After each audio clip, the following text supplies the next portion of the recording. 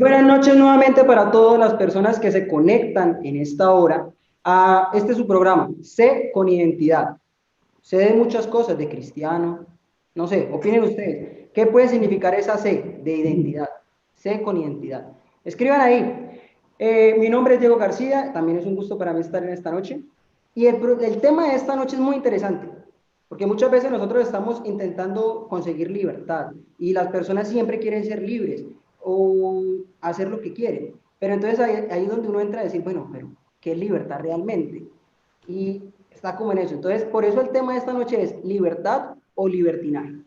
Pero antes de iniciar con el tema, yo nunca estoy solo, ¿cierto? Nunca estoy solo. Y en esta noche me acompaña el pastor Alejandro Trejos, vicerrector de Bienestar de nuestra Universidad Adventista acá en Colombia. Pastor Alejandro, ¿cómo está? Hola Diego, estamos muy bien, gracias al Señor. Un saludo para todos los que nos están acompañando El clima está bien agradable y bueno, contentos de estarlos acompañando en este programa especial, C con Identidad. Pastor Alejandro es la primera vez que nos acompaña en nuestro programa y pues creo que está preparado. Pero Pastor Alejandro, no estamos solos, usted y yo tampoco. O sea, también tenemos un invitado muy especial. Así es, tenemos un invitado muy especial en esta noche. Qué gusto poder tenerle. A ver, Diego, compártenos quién es nuestro invitado especial en esta noche. Bueno, en esta noche nos acompaña el doctor, pastor Víctor Figueroa. Él es peruano, ¿cierto? Él estuvo dando clases acá en nuestra universidad algún tiempo, pero creo que es mejor que él mismo nos salude y nos diga en dónde se encuentra, qué está haciendo en estos momentos, a qué se está dedicando. Doctor Víctor, buenas noches, ¿cómo está? Buenas noches, un abrazo para todos desde Lima, Perú, donde nos encontramos encerrados en medio de esta pandemia. Vinimos a visitar a la familia y los amigos y nos hemos quedado encerrados, así que aquí estamos por ahora. Así estamos por todo lado, doctor, encerrados. Qué gusto saludarle, tenerlo en nuestro programa C con Identidad en esta noche. Por ahí hace días pasé por la biblioteca, que está cerrada también. Pero he estado tomando una clase de griego y fui a buscar un manual de griego. Necesito un manual de griego, y me sacaron como 20 suyos. Así que por aquí ha dejado usted buena herencia de las clases de griego. Qué bueno, doctor Figueroa, que nos esté acompañando. Y para todos los que nos acompañan también en esta noche, el doctor Víctor Figueroa tiene una amplia experiencia en la rama de la teología. Ha tenido un doctorado en teología sistemática y también él ha recorrido a través de la educación, la enseñanza, muchos lugares del mundo. Ahorita se encuentra en Perú, allá está encerrado, pero tengo entendido que usted estaba dando clases en otro lugar del mundo. ¿Es así, doctor? Sí, hemos estado enseñando en África. Justamente regresé de África y después volví otra vez a África y en Estados Unidos, y luego me tocaba estar en México, pero no se pudo, así que tuvimos que empezar a enseñar online, y ahorita estuviera listando maletas para irme a Beirut, pero tampoco se puede viajar, así que vamos a tener que enseñar online y veremos qué se puede hacer después, porque bueno, parece les quiero contar al pastor Alejandro y al doctor Víctor que tampoco estamos solos. Ya algunas personas nos están empezando a saludar. Acá en Colombia, en Soacha, doctor Víctor, Soacha es un municipio que queda muy pegado a Bogotá, que es la capital de Colombia. Y nos está saludando James Moreno, él está desde Soacha. También está Gloria Calderón en Tumbes, Perú, ya mucho más cerca de usted, doctor Víctor. Doctor Víctor, antes de iniciar, el pastor Alejandro decía algo que usted tiene un doctorado en teología sistemática. ¿Cierto? Quizás nosotros sabemos más o menos qué es eso de teología sistemática, pero para que las personas que nos siguen y que no tienen esos conocimientos teológicos, como que más o menos tengan un conocimiento sobre eso, ¿qué es la teología sistemática? En cortas palabras. Bueno, es el estudio de toda la Biblia de manera organizada a través de las doctrinas, y se lo hace desde diferentes ángulos. Se toma el concepto bíblico, Antiguo y Nuevo Testamento, y se toma los elementos históricos, la historia eclesiástica, se toma la historia del pensamiento teológico, que es diferente a la historia eclesiástica, es cómo evolucionan las doctrinas, los problemas que hubieron a lo largo de los siglos, y todo eso se lo contrasta con la filosofía. Para tener una idea de cómo piensan otros, cómo pensamos los cristianos, y todo el enredo que hay en cuanto a la interpretación de la Biblia. Entonces nos toca a nosotros organizar todo eso de una forma sistemática, por eso se llama teología sistemática. Para hacer eso, pues hay que dominar no solo el texto bíblico, sino también la historia, el pensamiento teológico en la historia, que sería teología histórica, y la filosofía. Ok, ya las personas tienen más o menos una breve noción de qué es la teología sistemática. Para iniciar, antes de iniciar con las preguntas, que hoy traigo preguntas interesantes, doctor Víctor, espero que esté preparado. Por favor, pastor Alejandro Trejos, diríjanos en oración para empezar. Ok, vamos a orar. Padre, gracias Señor por darnos este privilegio, encontrarnos en esta noche para compartir esta charla interesante. Que tu bendición, tu compañía sea con nosotros. En el nombre de Jesús. Amén. Amén. Bueno, el título general es libertad o libertinaje.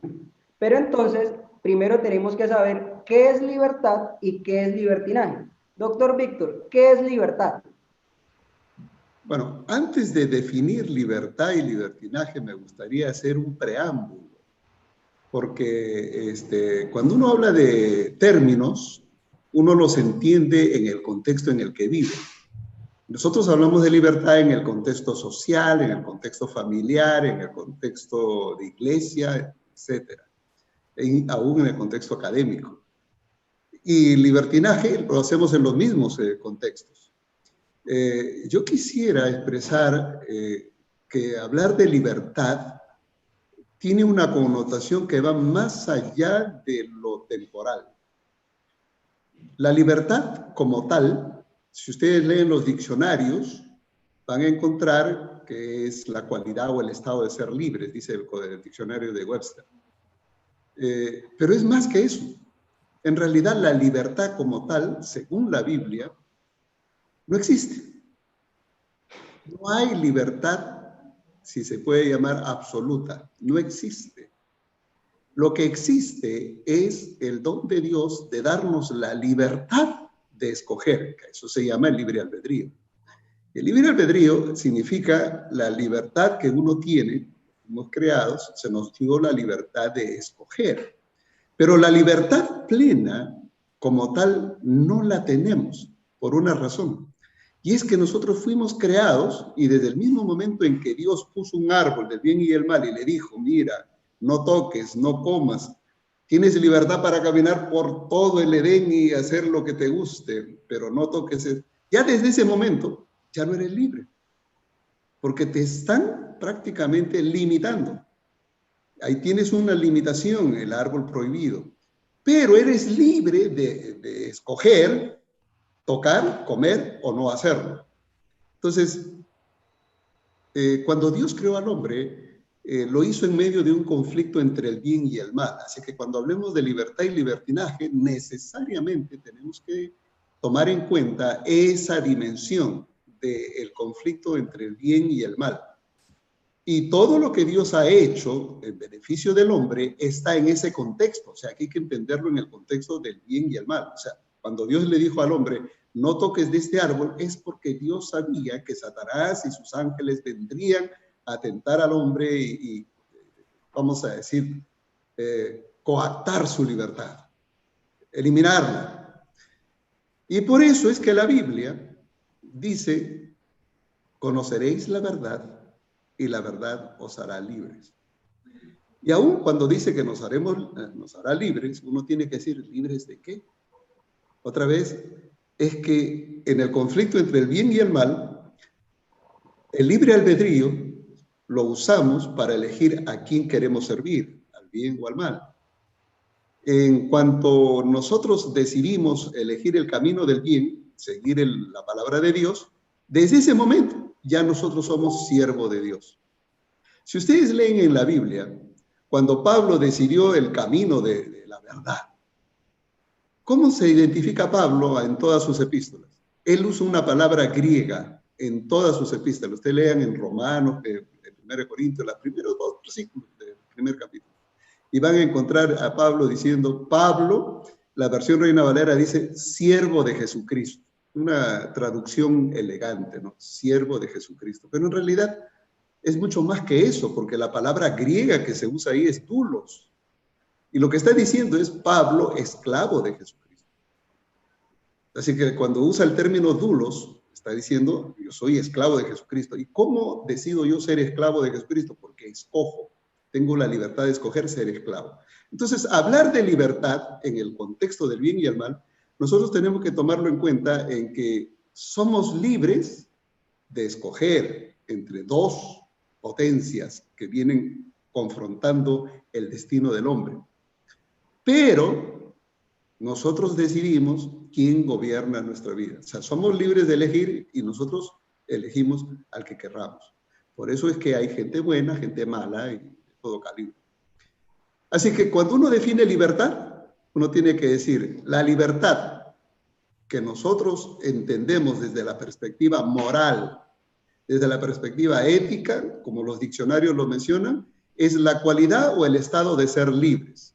Es el poder de elegir, ¿no? O aún más, algunos dicen, es una acción de ir más allá de los límites normales. Soy libre de ir un pasito más allá, ¿no?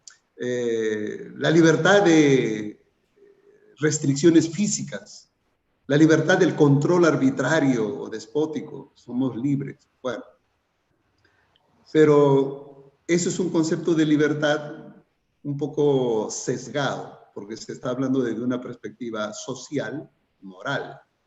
Pero cuando hablamos de libertad desde una perspectiva espiritual, bíblica, el significado es mucho más profundo, tiene un nivel más profundo, que es, soy libre porque Dios me dio la capacidad de elegir y solamente seré libre cuando soy esclavo de Jesucristo. Es decir, mi libertad empieza cuando yo acepto ser esclavo de Jesucristo. Es una contradicción, pero eso es lo que es.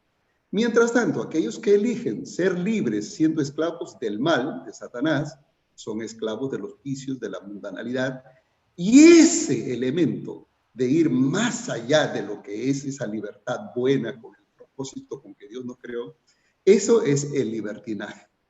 Justamente el libertinaje es la distorsión de la libertad, es ir más allá. El diccionario lo dice en términos más o menos de esta forma. Libertinaje es la acción de una persona que es libre pensadora en asuntos de moral, en asuntos de religión, y vive una vida disoluta. Es decir, vive como quiere. Eso es libertinaje. Para él no hay reglas, las reglas soy yo. La libertad que Dios nos las da en medio de reglas. A Adán y Eva se le dijo, no toques el árbol. Eres libre de ir y hacer lo que te guste, pero no toques el árbol. O sea, eres libre de todo hacer sin tocar este árbol. Entonces hay una limitación. Entonces la libertad que Dios nos ha dado tiene limitaciones y esa limitación se llama su voluntad, su mandato, su ley. Desde esa perspectiva es que necesitamos ver la libertad y el libertinaje ahora. Algunos no están de acuerdo con eso, doctor Figueroa, especialmente los jóvenes. A mí me ha tocado ir a algunos debates de jóvenes y dicen, bueno, entonces realmente no somos libres, dicen ellos, realmente, porque si la libertad tiene un límite, entonces no somos libres. ¿Qué podemos decir a ellos? Es que tienen razón, no lo somos, no existe una libertad absoluta, eso es lo que acabo de decir. No somos libres desde que nosotros nacemos, porque el pecado se introdujo en este mundo. Nosotros, desde que nacemos, tenemos tendencia a alejarnos de Dios e irnos por el lado del mal. La libertad que Dios nos da es, mira, te voy a poner dos caminos y tú elige. Entonces hay algunos que escuchan el consejo de Dios y después dicen, no, no me interesa y siguen de largo, siguen con su vida. Libertad es libre albedrío, eso es lo que la Biblia nos dice. Pero libertad absoluta de hacer lo que yo quiero y como quiero y todo eso, eso es libertinaje. Okay. Eso es libertinaje. Pero, como dicen los jóvenes, ¿somos libres? No, no somos libres. Hay una libertad relativa. Y la libertad relativa, como decía Benito Juárez en México, yo soy libre de hacer lo que yo quiero en tanto no ocupe los derechos, ¿no? O tape los derechos de otro. Es decir, mi libertad termina cuando empiezan los privilegios y derechos de otra persona. Por eso decía él que el respeto al derecho ajeno es la paz. Entonces, yo soy libre en tanto no afecte a otros. Soy libre de hacer conmigo lo que quiero, pero soy libre en el sentido de que libre de escoger entre el bien y el mal. Okay, ahora, si nosotros borramos, un ratito, si borramos del concepto libertad, libertinaje, el concepto del bien y el mal, entonces podemos hablar de Mickey Mouse y la Cinderela, la Cenicienta, y podemos pasar toda la noche aquí porque lo que estaremos hablando son cuentos de hadas. Okay. Diego está que se habla, pero yo quisiera, Diego, déjame ir. No, pastor, usted está por primera vez, lo dejo que hable. Y está bien interesante lo que dice el doctor Figueroa, o sea que podríamos llegar a una conclusión, a pesar de que, si hablamos de libertinaje, a pesar de que algunos piensen que pueden tener una libertad absoluta, que sería un libertinaje, realmente sería un libertinaje, realmente ni siquiera en esa instancia de acción y de pensamiento, una persona es libre realmente. Hay países que dicen, este es el país de la libertad. Nacemos en diferentes nacionalidades, diferentes países, dicen, no, es que usted es libre, la Constitución le dice que usted es libre, pero realmente esa libertad también tiene límites, porque yo no puedo hacer lo que quiera en contra de los mandatos constitucionales. Podríamos concluir eso. En otras palabras, entendemos que libertad y libre albedrío, dándole la transformación, libre albedrío, la capacidad que Dios nos ha dado de decidir entre dos caminos, porque no hay más. O un camino acertado, correcto, conforme al pensamiento, o un camino incorrecto que terminaría en libertinaje, en términos cristianos, en términos bíblicos. ¿Qué es lo que quiere preguntar Diego, que está que se habla desde hace rato? Claro, porque entonces ahora me surgen dos preguntas. Primero voy a introducir la primera. Doctor Figueroa nos dice que de una forma u otra, Pablo, el mismo Pablo decía que era esclavo de Jesucristo. Y al ser esclavo de Jesucristo, pues era libre dentro del contexto del bien y el mal. Eso quiere decir que la persona que no elige la libertad, sino el libertinaje, se está convirtiendo en un esclavo del enemigo. Correcto. Ok, empezando por ahí. Y ahora, la segunda. ¿Hay alguna cosa que nos quite esa capacidad de elegir? O sea, sabemos que la libertad que tenemos es la capacidad de nosotros poder elegir entre el bien o el mal. Pero ¿puede haber algo que a mí me quite esa oportunidad de elegir? Sí. Voy a leerles el pasaje que está en segunda de Corintios, capítulo 4 y el verso 4. Este texto es muy importante porque nos describe lo que está aconteciendo en la sociedad actual. Lo que dice Pablo, déjeme le leo de mi Biblia, dice, en los cuales, hablando de la gente que se pierde, que adultera la palabra de Dios, dice, en los cuales el Dios de este siglo cegó el entendimiento de los incrédulos. Yo quisiera enfatizar en esto. El Dios de este siglo. ¿Quién es el Dios de este siglo? Satanás. Cegó el entendimiento de los incrédulos. Es decir, aquellos libres pensadores, aquellos que no quieren reglas, aquellos que quieren vivir su vida como quieren, están enceguecidos. ¿Por quién? Por Satanás. Para que no les resplandezca la luz del evangelio de la gloria de Cristo, el cual es a la imagen de Dios. O sea, en otras palabras, lo que Satanás hace es nublar nuestra mente de tal manera que nosotros no podamos captar el propósito salvífico de Dios, hecho en la obra redentora de Cristo.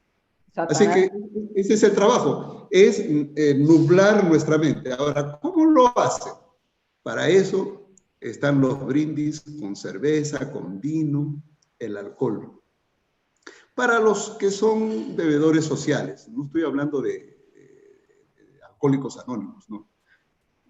Les nubla.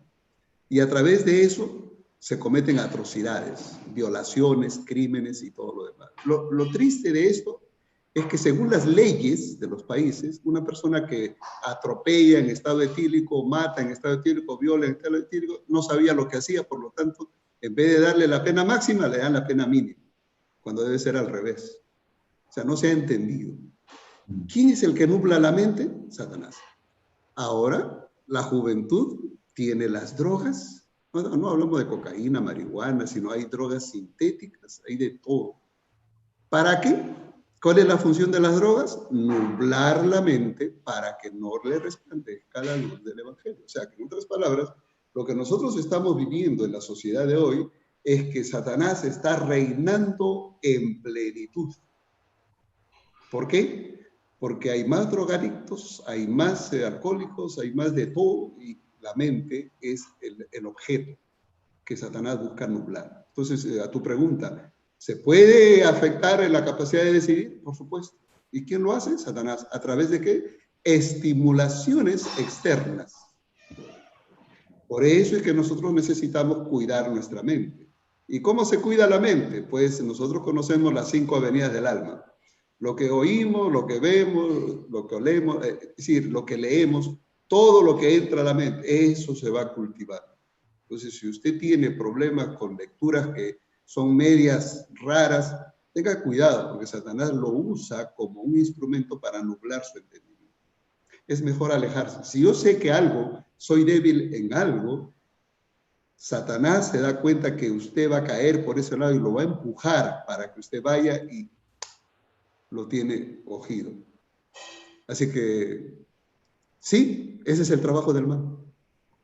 Pastor, hay una pregunta que siempre sale. Yo no estoy dejando preguntar a Diego, güey. Ahorita le doy el turno. Hay una pregunta que siempre sale en las charlas de jóvenes. Me la han hecho varias veces, que tiene que ver con la libertad de decidir, el libre albedrío, que usted puede tomar decisiones con su vida. Y entonces algunos muchachos andan preocupados porque están orando, Señor, ¿a dónde está la esposa que me tienes? ¿A dónde está el esposo que me tienes? La media naranja que me case así con tal cual. ¿Dónde está esa media, la otra parte? Para que casemos perfectamente la pieza que le hace falta a mi rompecabezas. Y otros discuten el asunto. ¿Cómo va a ser? Entonces tengo derecho, tengo libertad de escoger la persona que me va a acompañar en la vida o no. ¿Cómo podemos encajar la libertad ahí al escoger la persona de la vida o realmente nos toca aceptar la decisión de Dios acerca de esa persona para la vida? ¿Qué le podemos decir a los jóvenes? Exactamente. Bueno. O sea, por esa dirección iba yo. O sea, ahí ya entra uno como a hablar de determinismo, pastor. O sea, realmente Dios, o sea, ahí es cuando uno empieza a decir, bueno, Dios tiene todo determinado de una forma. Si yo escojo la voluntad de Él, Él ya tiene determinado todo, al punto que yo no puedo escoger a la esposa, como decía el pastor Trejos, o yo no puedo elegir quizás otras cosas, como si voy a comprar un teléfono, Dios ya sabe cuál teléfono es el que yo voy a comprar, o yo tengo la libertad de elegir. Y ahí es cuando entra ese concepto como de determinismo, de predestinación también. O sea, ¿cómo funciona eso? Bueno, es que ustedes están haciendo una pregunta muy interesante, compleja a la vez, porque detrás de esto hay mucho pensamiento, hay mucha filosofía y hay mucha discusión al respecto. Pero les voy a sintetizar en términos simples lo que la Escritura dice. Que Dios conoce todo, no hay duda, porque Él dice, Él conoce el fin desde el principio. El hecho de que Dios conozca todo no significa que Él predetermine que todo tiene que ocurrir como Él piensa que va a ocurrir. En otras palabras, el predeterminismo no es bíblico. Porque si Dios dice, no, mira, yo estoy buscando una pareja y quiero ir en esta dirección, pero dice, no, es que la que te tengo para ti está en la otra dirección. Entonces, desde el momento que yo soy limitado, entonces ya no soy libre de escoger. Y quiero ser claro en esto. Desde el momento en que Dios bloquea nuestro libre albedrío, entonces, en ese momento, deja de ser Dios. Porque todo el plan de salvación, todo lo que Dios ha hecho, prácticamente es ayudarnos para que nosotros elijamos lo que queremos. Y en Cristo Jesús Él dio a su Hijo porque nosotros escogimos mal para ayudarnos a escoger bien. Aún la venida de Cristo fortalece el libre albedrío porque Jesús vino a poner la puerta angosta y la puerta ancha. El camino angosto y el camino ancho. Escoge por dónde vas a entrar. Entonces, aún la salvación tiene que ver con escoger. Desde el momento de que Dios bloquea el libre albedrío, entonces ya estamos mal. La Biblia en ningún momento afirma eso. Dios nos da el libre albedrío. Entonces, ¿qué significa esto? Alguien puede decir, mira, esta pareja es para ti y te conviene. Pero si tú decides que no es para ti, ya, eres tú quien finalmente decide. Lo que algunos se preguntan es, ¿cómo hacemos con los casos antiguos? Por ejemplo, aún hoy, en los países en África, hay personas que deciden con quién se va a casar el hijo, con quién se va a casar la hija. Ya hacen el negocio mientras son recién, ¿cómo se dice?, de 10, 12 años, están empezando la preadolescencia, ya ellos están comprometidos en matrimonio. Y algunos se comprometen aún al nacer. Ya los determinan con quién se va a casar. Esos son los padres que ahora en las tribus en África, aún en el Medio Oriente se hacen estas transacciones. Bueno, son aspectos culturales, pero eso no es el plan de Dios. O sea, lo que la Biblia narra que el padre escogía con quién se casaba el hijo, no. Eso no es el plan de Dios. El plan de Dios es que nosotros escojamos. Y ese es el libre albedrío. Sí, está bien, pastor. Ahora, le voy a colocar un ejemplo, que es uno de los ejemplos que casi siempre muchas personas usan. Y es, está bien, hay un versículo, ya vamos a entrar en cuestión de la predestinación, por decirlo así. Hay un versículo en Efesios 1:4 que dice, según nos escogió en él antes de la fundación del mundo, para que fuéramos santos y sin mancha delante de él en amor. Entonces Pablo dice que Dios nos eligió desde antes, nos escogió desde antes. ¿A quiénes eligió? ¿Por qué hago la pregunta? Porque muchas personas dicen, bueno, ¿qué hubiese? Yo sé que es hipotético. Y dicen, o sea, Judas, por ejemplo, ¿tenía opción de no traicionar a Jesús, sí o no? Y si no lo hubiese traicionado, entonces, ¿cómo hubiese sido todo eso? O sea, en esa cuestión es que empieza la gente también a decir, sí, o sea, Dios ya tiene como predestinada a la gente que se va a salvar y a la gente que se va a perder, a la gente que es buena y a la gente que es mala. O sea, como la predestinación absoluta que plantea Calvino, ¿no? O sea, que Dios desde antes ya sabe quién va a ser bueno y quién va a ser malo, quién se va a salvar y quién no. ¿Eso es real, sí o no? Bueno, lo que tú citas de Efesios 1:4 hay que leerlo en su contexto, porque lo que se está refiriendo ahí no es a una predestinación para cualquier cosa, no. El contexto, si lees del 1 hasta el 14, porque es todo un paquete, pero yo voy a leer los 3 primeros versículos que son del 3 al 5, pero hasta el 14 la idea es la misma. O sea, por eso cuando uno estudia el tema de predestinación, este es un capítulo que obligadamente uno tiene que estudiar.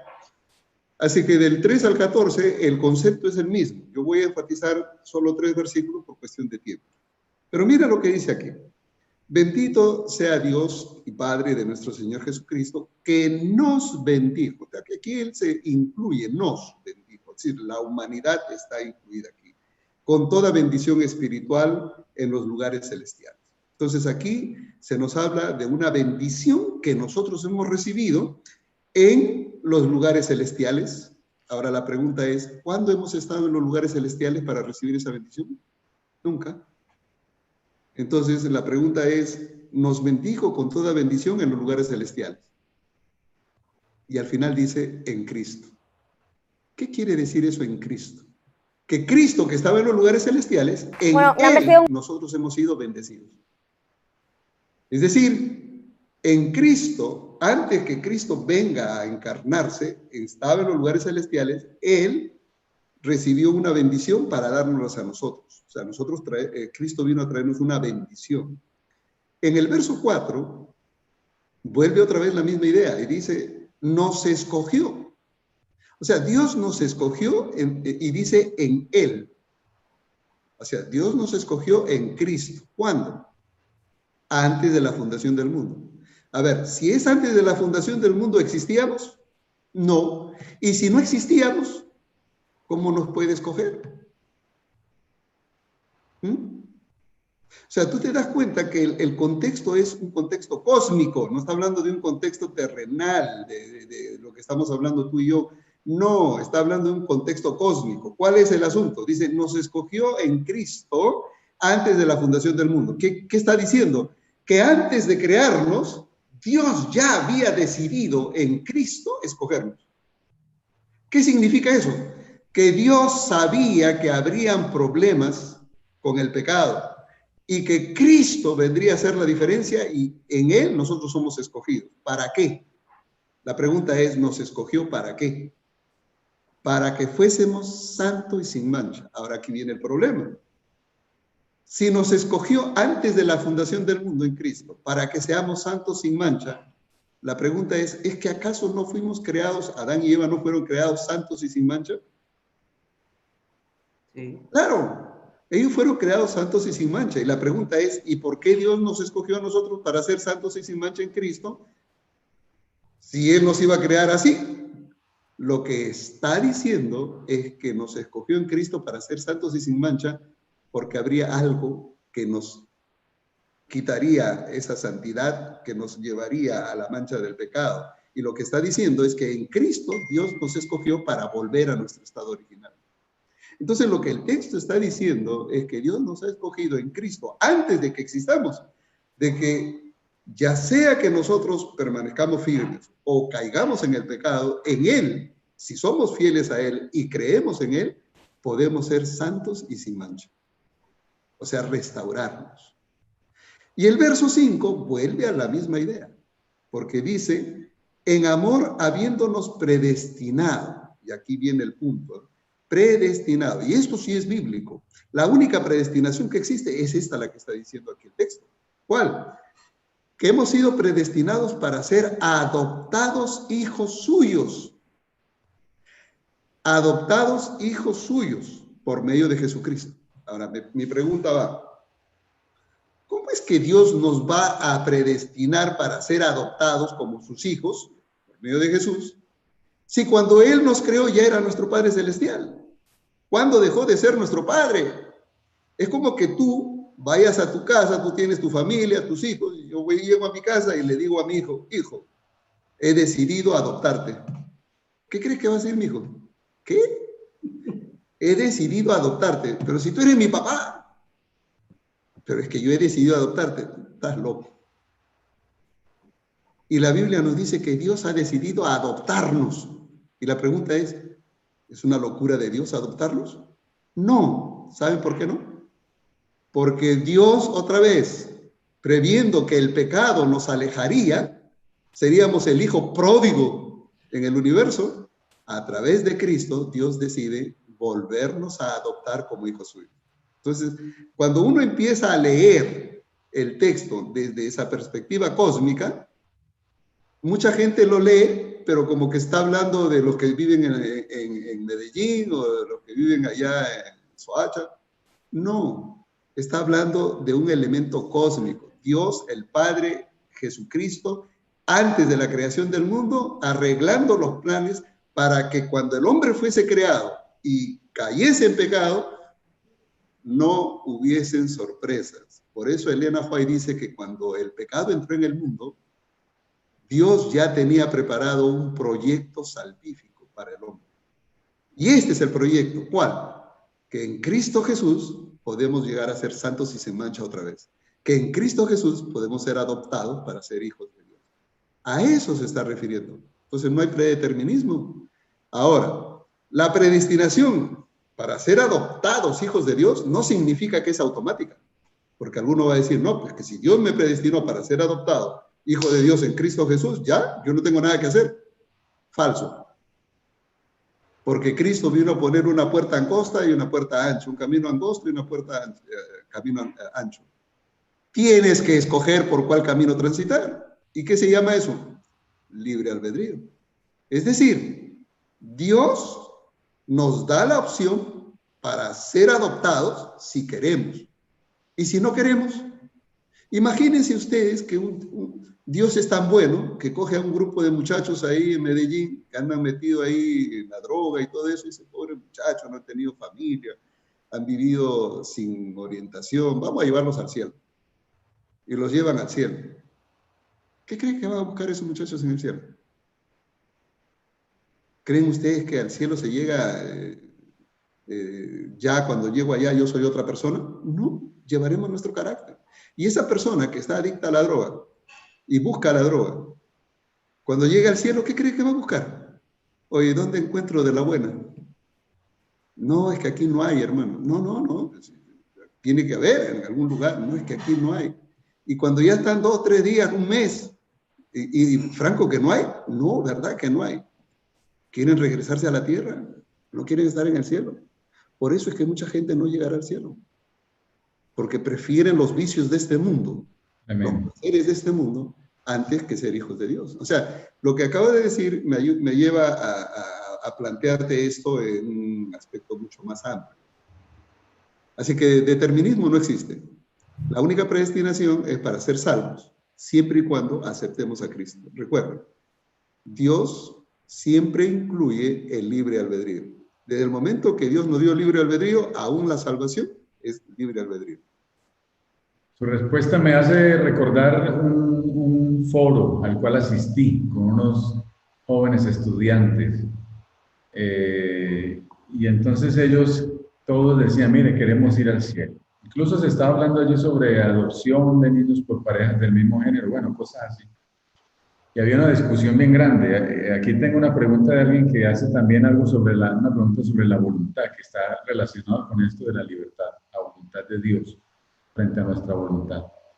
Quisiera hacerle las dos preguntas. En ese momento los muchachos decían, realmente, o sea, queremos ir al cielo. ¿Por qué Dios nos obliga entonces, si somos libres, si la Biblia nos habla de libertad, si usted nos está hablando de libertad, por qué Dios nos obliga a portarnos de una cierta manera para tener derecho de ir al cielo? Y usted ahorita decía, bueno, algunos no irán al cielo porque no quieren. ¿Por qué Dios nos obliga a portarnos de una cierta manera? Y aquí hay otra pregunta interesante de Vladimir García. Amaris, muchos hablan de la voluntad de Dios. Ejemplo, la vida, la muerte, ser amados, una vida de éxito, de pruebas. Él hace una pregunta, ¿hasta qué punto llega la voluntad de Dios con relación a los anhelos, frente a los anhelos que tiene el ser humano? Mira. Y también, pues, para continuar ahí por la misma idea, también nos están escribiendo que nos dicen que una hoja de un árbol no cae sin la voluntad de Dios. Que también, ¿qué significa eso frente a la libertad? O sea, la misma voluntad de Dios frente a la libertad. Sí, pero lo bombardeamos, doctor. Si se le olvidan las preguntas, se las volvemos a hacer. Hay varias cosas, me gustaría que luego me repitan algunos elementos si me olvido, pero lo que aquí se está enfatizando es el concepto de la voluntad de Dios. Miren, según el texto bíblico, la voluntad de Dios es que seamos salvos. Esa es la voluntad de Dios. La voluntad de Dios es que seamos felices en esta tierra y en la venidera. Esa es la voluntad de Dios. La voluntad de Dios es que seamos fieles en lo poco y en lo mucho. Esa es la voluntad de Dios. Entonces, ¿por qué hay tantas exigencias? Es simplemente por una razón. Dios quiere que nosotros tengamos un carácter pulido. Y para mejorar nuestro carácter hay principios y reglas. Lo único que llevaremos al cielo es nuestro carácter. No vamos a llevar otra cosa. Nuestro carácter es lo único que llevaremos al cielo. Y esa perfección del carácter implica que nosotros necesitemos ser fieles y obedientes. Por eso es que Dios ha puesto una ley que siempre existió en el universo y fue Satanás el que se rebeló contra esa ley y ahora ha metido en la mente de las personas que para qué ley si ya somos grandecitos, no necesitamos ley, ¿no? Es como aquellos que manejan en la ciudad como que no existiera ley de tránsito, hacer lo que quieren. Eso es el libertinaje. ¿Por qué Dios pone entonces normas? Porque Él quiere que nosotros aprendamos la fidelidad y la obediencia. Si Jesús, estando aquí en la tierra, aprendió eso, ¿cuánto más nosotros? Yo les voy a leer un texto aquí en el libro de Hebreos, en el capítulo 5 y el verso 7. Miren lo que dice el texto de Hebreos. Y Cristo, en los días de la carne, ofreciendo ruegos y súplicas con gran clamor y lágrimas al que podía librar de la muerte, fue oído a causa de su temor reverente. Y aunque era el hijo de Dios, por lo que padeció, aprendió la obediencia. Es decir, si Jesús aprendió la obediencia a través de los padecimientos que le tocó vivir en las limitaciones, Él se sometió a la vida humana como nosotros llevamos, para enseñarnos que en medio de estas limitaciones sí se puede ser fiel, sí se puede ser obediente a los principios de Dios. Entonces, aquí tenemos nuestro modelo, por eso que Jesús se presenta como el modelo, el sacerdote que nos conoce, que intercede por nosotros. Pero aquellas personas que dicen, ¿y para qué tantas normas? Aquellas personas que dicen, ¿para qué quiero leyes? Ese es el pensamiento satánico. Satanás en el cielo dijo, ¿para qué queremos leyes? Si somos ángeles, somos santos, no necesitamos ley. Y es que la ley de Dios nos ayuda a trazar límites. Mi libertad está limitada por el principio divino, la ley de Dios, que es la voluntad de ser salvos, felices. Y para que esa felicidad y esa salvación se dé, hay un camino. Ese camino tiene un límite en un extremo y otro, y todo lo que está aquí es la ley de Dios. Si nosotros aprendemos a caminar en medio de esta amplitud de los principios divinos, estamos edificando un carácter para la eternidad. Y eso es lo que nos hace, como diríamos, elegibles o dignos de estar en la eternidad. Pero aquellos que quieren caminar su propio camino, sus propias normativas, sus propias leyes, seguirán el camino del otro. Entonces, no es que Dios quiere, es que nosotros lo necesitamos, que es diferente. Es porque nosotros estamos en una situación de pecado. Es porque tenemos tendencias al pecado que Dios ha puesto esas leyes para ayudarnos a vivir piamente. O sea, no es que Dios quiere imponernos normas, es que nosotros necesitamos aprender a ser fieles. Eso es todo. Entonces, ¿cuál es la voluntad de Dios? Que seamos salvos. ¿Y por qué esa voluntad de Dios quiere que seamos salvos y felices? Porque ha puesto normas. Y esas normas son para nuestro bien. Eso está muy claro. A pesar de eso, algunos se niegan a aceptarlo, porque cuando usted hablaba de la ley, y algunos dicen, bueno, el Señor dio la ley y la predicación de la palabra es para libertarnos de la esclavitud, del pecado. ¿Y cómo uno puede ser libre si la ley está llena, dicen algunos, de prohibiciones? Entonces no soy libre de hacer lo que yo quiera. Es algo bien complicado. No, la ley no está llena de prohibiciones. Es lo que dicen algunos, pero bueno, ¿qué nos dice usted? Hay que aclarar, la ley es muy importante, los principios. ¿Cuáles son las prohibiciones? Codiciar, robar, matar, adulterar. ¿Usted cree que una persona con esas habilidades, por decirlo de alguna manera, o cualidades, es digno de estar en el cielo? No. Por eso estoy indicando que lo que Dios está diciéndonos es, porque vivimos en una sociedad donde todo esto es normal, ¿no? Antes, yo recuerdo cuando muchacho, que a alguien se le descubra por ahí que tiene una segunda mujer, alguna cosa, era un escándalo. Hoy día es normal. Antes, ser homosexual era una cuestión, ¿no?, de escándalo y la gente se escondía en el closet. Hoy día salen por mayor. Entonces, ¿es normal? La pregunta ¿es eso normal? Normal desde el punto de vista social, la moralidad, la ética social, para ellos podrá ser normal, pero para la perspectiva bíblica no es normal, eso es pecado. Y esa fue la causa por la que Sodoma y Gomorra fueron destruidos. Y será la misma causa porque esta sociedad que vive corrompida por el pecado también será destruida.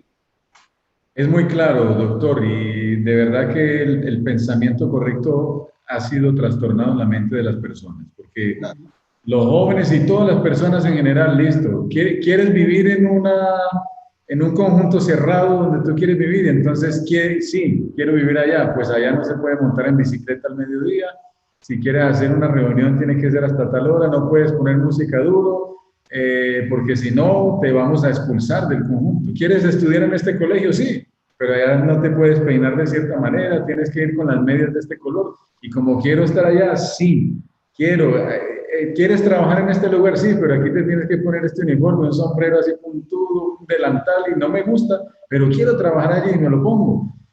¿Quieres ir al cielo? Sí, pero entonces no estoy dispuesto a hacer lo que tengo que hacer para ir al cielo, sino vivir de cualquier manera. Eso sería entonces el libertinaje, según le hemos entendido. O sea, el problema del pensamiento del ser humano, doctor, le entendemos, realmente es una rebeldía contra Dios, contra lo que es nuestra autoridad suprema, porque a veces, dice la Biblia, es menester obedecer a Dios antes que a los hombres, pero eso se volteó totalmente. Los seres humanos a veces prefieren obedecer a los hombres antes que a Dios. Bueno, Sí. es que justamente eso fue el sentir del mundo antediluviano, y eso mismo se repetirá hoy. O sea, estamos avanzando en la misma dirección de la destrucción universal. Bueno, Está escrito hay una y no pregunta. tenemos que escandalizarnos. Sí, dime. Hay una pregunta que nos están haciendo en este momento. Ya nos quedan ya un poco más de 10 minutos, doctor. Entonces, de una forma concreta, la respuesta a esa pregunta, para no dejar de pronto esa pregunta así sin responder. Nos colocan, nos dicen, Agustín, me imagino San Agustín, me imagino, ¿cierto? Agustín, Aquino, Edwards, Martín Lutero, escribieron acerca de la voluntad, ¿cierto? Y la pregunta es, ¿qué cree la Iglesia Adventista sobre la voluntad y la naturaleza del ser humano? Yo creo que eso como que lo hemos tratado durante el programa ya sobre la voluntad del ser humano, pero entonces la voy a replantear un poco. Antes nos estaban diciendo o sobre la muerte de las personas, sobre las tragedias, y muchas veces la gente dice, ay, es que esa era la voluntad de Dios, hay que aceptar la voluntad de Dios cuando una persona muere, hay que aceptar la voluntad de Dios. ¿Realmente esa es la voluntad de Dios? No, no. No. Si esa fuese la voluntad de Dios, lo que estamos nosotros hablando es un predeterminismo. Y es que justamente ese es el problema, que la gente está infectada por el virus del predeterminismo y la predestinación. Inconscientemente en sus mentes todo lo ven desde ese ángulo. El lente que usan les dice predeterminismo, predestinación. Y si esto ocurrió, dice, la persona se murió, es que le tocaba, era su día. Es que no era así. No, yo tengo amigos, hace un par de meses mi hermano muy mayor murió del virus del COVID, y me tocó asistir a mi familia ahí. Y por eso, de alguna manera, yo quedé contagiado. Entonces algunos dicen, no, a él se murió porque él quedó. Y yo, gracias a Dios, salí bien de todo este caos que se origina por el tratamiento médico que tuve que llevar, y pudimos superar, gracias a Dios, sin mayor problema. Entonces mi pregunta es, ¿para él era la hora, para mí no era la hora? Yo no creo eso. Dios sabe qué es lo mejor para cada uno de sus hijos. Elena White tiene una cita que me gustaría traer a colación en medio de esto. Dice lo siguiente, que Dios sabe cuántos de sus hijos fieles no podrán tolerar, aceptar o enfrentar las crisis venideras. Y porque no están en condiciones de enfrentar esa crisis venidera, Él, en su misericordia, los lleva al descanso para traerlos en la resurrección de Cristo. Cuando yo leí eso, yo le agradecí a Dios, porque ese ha sido mi consuelo cuando murió mi madre, cuando murió mi padre, y ahora que murió mi hermano. Dije, no estaban preparados para ver. Y Dios sabe qué es lo mejor para nosotros. Entonces, ¿cuál es la voluntad de Dios? Que la voluntad de Dios es que nosotros seamos salvos. Esa es la voluntad de Dios. Pero de ahí a que yo me muera, no. Dios quiere que nosotros decidamos poner nuestra vida en sus manos. ¿Sabe cuál es mi oración de todos los días? Yo le digo, Señor, úsame de tal manera que pueda honrarte y glorificarte. Úsame. Eso es todo. Hasta el momento en que tú me des vida, seguiré sirviéndote. Amén. Ese es el concepto. Porque entonces yo digo, el día que yo ya deje de predicar es porque el Señor dice, bueno, hasta aquí llegamos. Pero ¿cuál es la voluntad de Dios? La voluntad de Dios es que yo sea feliz, que yo sea útil. La voluntad de Dios para tu vida es que tú te prepares para el cielo, que seas feliz en esta tierra, que te realices como persona. Pero a la vez, Él sabe qué es lo que mejor te conviene. Entonces, ¿cuál debe ser mi oración, Señor? Pongo mi vida en tus manos. Me consagro a ti, te pongo mi voluntad en tus manos. Guíame tú por los senderos que son mejores. ¿Saben? Cuando uno tiene que decidir con quién me casaré, con quién, dónde trabajaré, qué haré, qué estudiaré, uno tiene que pedirle a Dios, Señor, tú que conoces el futuro, tú que lo ves todo, yo no lo veo, pero tú que conoces el futuro, que tu providencia me guíe por el camino por donde yo encontraré la pareja o encontraré la avenida para poder sustentar mi estudio o encontrar el trabajo. Yo me pongo en las manos de Dios y Dios hace. Amén. Y eso no es una cosa que lo he aprendido en los libros. Esa es la historia de mi vida. La práctica. Sí. Entonces, la providencia de Dios no es una teoría, es una experiencia de vida. Entonces, cuando uno ve que Dios lo dirige, cuando uno ve cómo Dios obra, entonces uno se queda maravillado y dice, caramba, hice la mejor decisión de mi vida. Así es. Hay una discusión por allí en cuanto a la oración por los enfermos. Y me surge pensar en esto, no es mío, lo he escuchado muchas veces de su respuesta acerca de la voluntad y que cuando alguien muere y vamos a decir, era la voluntad de Dios, cuando a veces de repente es consecuencia de los actos que lo llevaron a una enfermedad a la persona. Entonces, la discusión es, ¿cómo debemos orar entonces por los enfermos?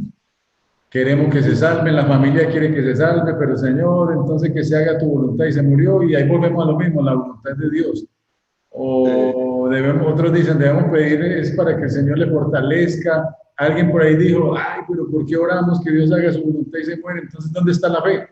Para pedir más bien que se salve y que la oración de fe salve al enfermo o sane al enfermo. ¿Cómo deberíamos orar entonces por ese enfermo?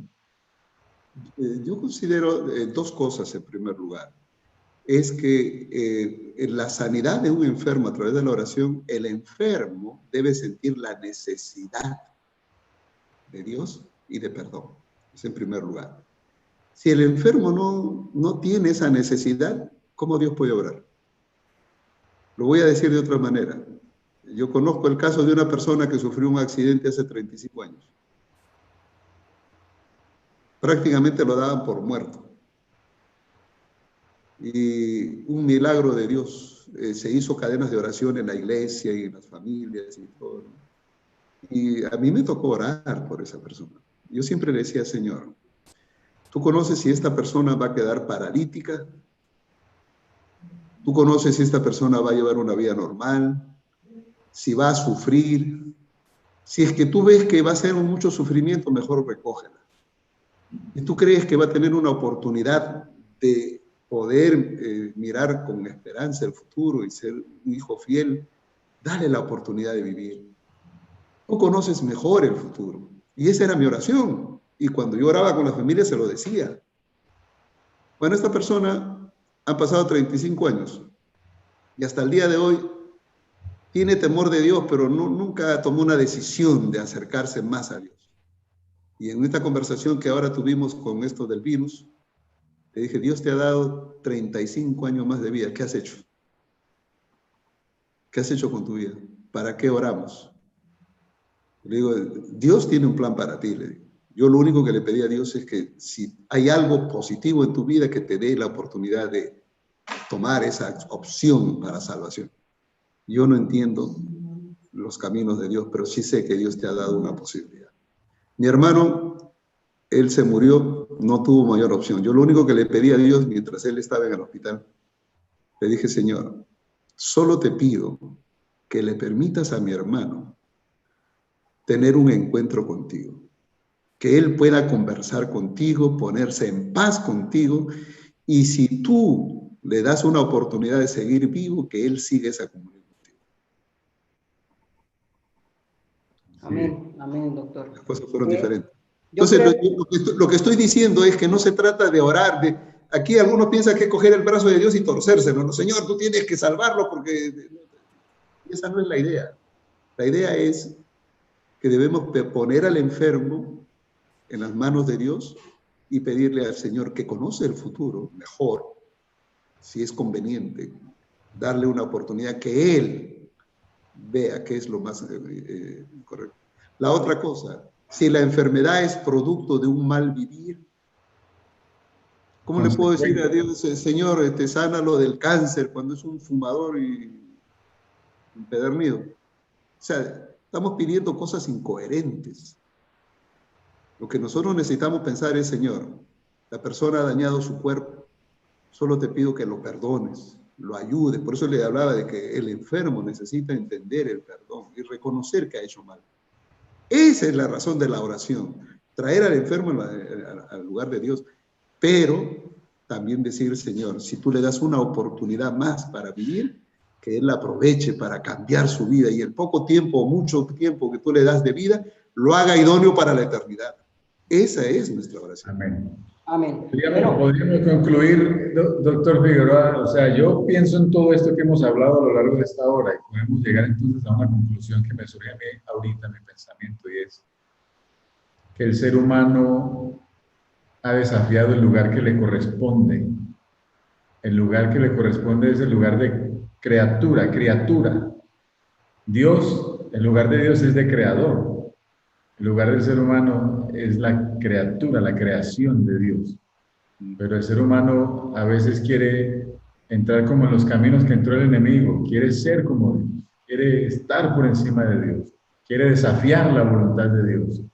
Deberíamos estar agradecidos que en medio de este mundo trajinado por tantas situaciones que tenemos que enfrentar, el Señor nos permita tomar la decisión, la mejor decisión de escoger sus caminos, de escoger su voluntad, y de esa manera tener acceso al cielo. Él es Dios y nosotros somos sus criaturas. ¿Podría ser una buena conclusión? Sí, yo quisiera añadir el hecho de que el concepto de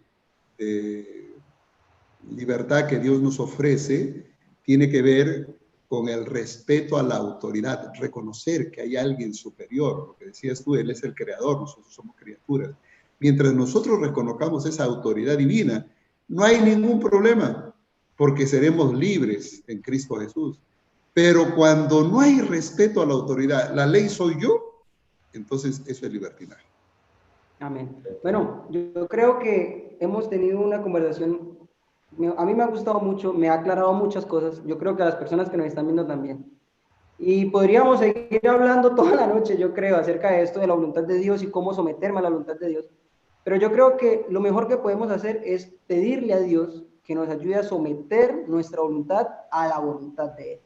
Doctor Víctor, por favor, terminemos este espacio con una oración para que no busquemos nuestra libertad o nuestro libertinaje, sino que nosotros podamos colocar nuestro ser al servicio de Dios.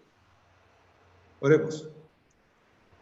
Padre eterno que estás en el cielo, agradecidos estamos porque tú nos has creado para ser libres en Cristo Jesús. Libres de escoger nuestro destino, libres para saber el camino por el cual transitar. Somos nosotros, Señor, los que decidimos el final de nuestra vida. Somos nosotros los que elegimos dónde moraremos, en la eternidad o no. Gracias por habernos creado con esa capacidad de escoger. Te suplicamos, Señor, que en primer lugar nos des claridad, la luz del Evangelio ilumine nuestras mentes para ver lo que tu palabra realmente quiere que nosotros entendamos. Que tu voluntad siempre es salvífica, que tu voluntad siempre es para el bienestar de tus hijos, de tus criaturas. Por eso enviaste a Jesucristo. Sabemos, Señor, que hay un enemigo que trata de entenebrecer las mentes de las personas para que no le resplandezca la luz de tu palabra. Padre, tú que conoces el futuro, ayúdanos a escoger por el sendero que nos lleve a la felicidad en esta vida y a la eternidad.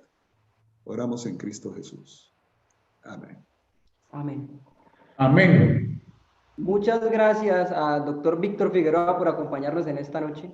Gracias también al pastor Alejandro Trejos por acompañarme en esta noche. Fue mi compañero, mi partner ahí para atacar al doctor. No me dejó hablar, Diego, no me dejó hablar. Doctor Figueroa, qué gusto haberlo visto una vez más. Saludos del doctor Choque, nuestro rector, y a todos. Me imagino que lo extrañaron esta semana, pero la próxima semana lo tendrán aquí nuevamente. Exactamente. A todas las personas que nos vieron, que se conectaron en esta noche, muchas gracias también, y los esperamos el próximo viernes a las 7 de la noche con su programa Sé con Identidad, con un tema nuevo. Feliz noche.